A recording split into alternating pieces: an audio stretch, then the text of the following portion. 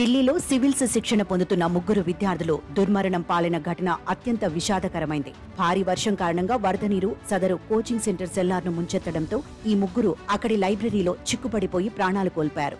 నీరు చేరడమే తప్ప బయటకు పోయే దారిలేని సెల్లార్లో విద్యార్థులకు అత్యంత ఆవశ్యకమైన లైబ్రరీ నిర్వహించడం ఆ సంస్థ బాధ్యత రాహిత్యానికి నిదర్శనం. ప్రమాద సమయంలో అక్కడ 30 మంది విద్యార్థులున్నారు. కొంతమంది తమకు తాముగా బయటపడ్డారు. మిగతా వారిని తోటివారు కష్టపడి కాపాడారు.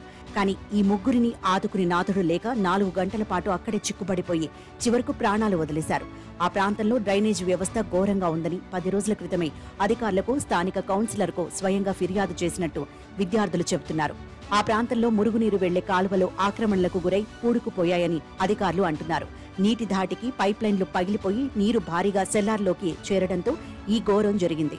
కోచింగ్ సెంటర్ల ధనాపేక్ష, అధికార యంత్రాంగాల నేరపూరితమైన నిర్లక్ష్యం ఈ ముగ్గురి కలెక్టర్ కలను చిదిమేశాయి.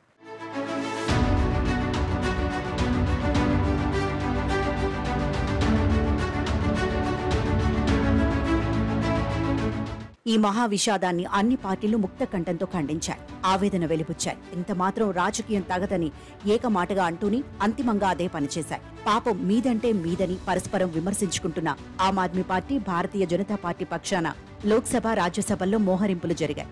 ఆ స్వల్పకాలిక చర్చలో కూడా ఎదుటివారిని తప్పుపట్టడమో, నేరం నెట్టివేయడమో ప్రధానమైపోయింది. ఢిల్లీ మున్సిపాలిటీ ఏకంగా 15 ఏళ్లుగా మీ చేతుల్లో ఉన్న ఫలితంగా వ్యవస్థలన్నీ నాశనమయ్యాయి.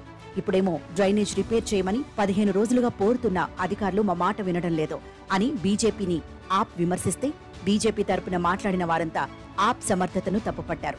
ఢిల్లీలో ఈ 2 పార్టీల మధ్య ఉచ్చస్థితికి చేరిన రాజకీయ వైరం ప్రజల ప్రాణాలకు ప్రమాదకరంగా పరిణమించిందని ఈ ఘటన తెలియజేస్తోంది. మంత్రుల ఆదేశాలను అమలు చేసిన అధికారులను లెఫ్టినెంట్ గవర్నర్ వేధిస్తున్నారని ఆప్ విమర్శిస్తోంది. ఏతావాతా అధికారులకు ఆదేశాలు ఇవ్వడం, అమలు చేయని పక్షంలో అడగడం వంటివి ఎవరికీ పట్టని వ్యవహారంగా మారిపోయింది. ఇప్పుడు ముఖ్యమంత్రి జైల్లో ఉండటంతో కుంటుతున్న వ్యవస్థ కూడా కుప్పకూలింది. ఆప్ ముక్కలు చెక్కలైపోయి 7 ఎంపీ స్థానాలు గెలుచుకున్న బీజేపీ అసెంబ్లీని కూడా వశపరుచుకునే వరకు ఈ ఘర్షణ తప్పదేమో. కోచింగ్ సెంటర్ ముందు ఆందోళన చేస్తున్న విద్యార్థులు ఢిల్లీ లెఫ్టినెంట్ గవర్నర్ సహా బీజేపీ, ఆప్లకు చెందిన పలువురు నాయకులను తీవ్ర నిరసనలతో వెనక్కు పంపేయడం గమనించాల్సిన అంశం. ఈ ఘటన తర్వాత బుల్డోజర్లొచ్చాయి. ఫుట్పాత్లను, నాలాలను దురాక్రమించిన మిగతా కోచింగ్ సెంటర్లను పాక్షికంగా కూలగొట్టాయి. 1-2 అధికారులు కూడా సస్పెండ్ అయ్యారు.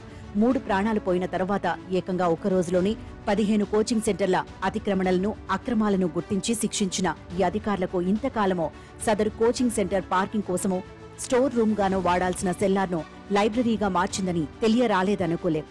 ఆ సెంటర్లో చదువుతున్న ఓ విద్యార్థి, పక్కనే నివాసం ఉంటున్న ఓ పెద్ద మనిషి సహా పలువురు ఫిర్యాదు చేసినా వారు బేఖాతరు చేశారు. నిబంధనలు, ప్రమాణాలకు అనుగుణంగా సదరు సంస్థ నడుస్తోందని వివిధ విభాగాలు కనీసం తనిఖీ కూడా చేయకుండా సర్టిఫికెట్లు ఇచ్చేయడం ఆశ్చర్యం.